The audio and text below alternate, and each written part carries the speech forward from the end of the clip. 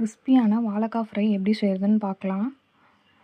இதுக்கு வாழைக்காவை ஸ்கின்னை பீல் பண்ணிவிட்டு ரவுண்ட் ஷேப்பில் கொஞ்சம் திக்காக கட் பண்ணி வச்சுருக்கேன். இப்போது இதோட மசாலாஸ் ஆட் பண்ணிக்கலாம்.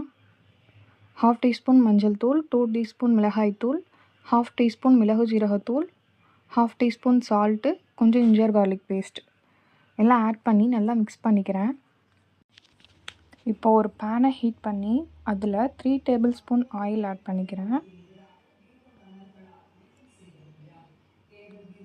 ஆயில் நல்லா ஹீட் ஆயிடுச்சு. கடுகு உளுந்து ஆட் பண்ணியிருக்கேன். கடுகு நல்லா பொரிஞ்சிருச்சு. கருவேப்பிலை ஆட் பண்ணுறேன். இப்போது மசாலாவில் மிக்ஸ் பண்ணி வச்சுருக்க வாழைக்காவை ஆட் பண்ணிக்கிறேன். ஃப்ளேமை சிம்மில் வச்சு ஃப்ரண்ட் அண்ட் பேக் நல்லா திருப்பி போட்டு எடுத்தோன்னா கிறிஸ்பியான வாழைக்காய் ஃப்ரை ரெடி. நீங்களும் ட்ரை பண்ணி பாருங்கள். வீடியோ பிடிச்சிருந்துச்சுன்னா மறக்காமல் லைக் அண்ட் சப்ஸ்கிரைப் பண்ணிக்கோங்க.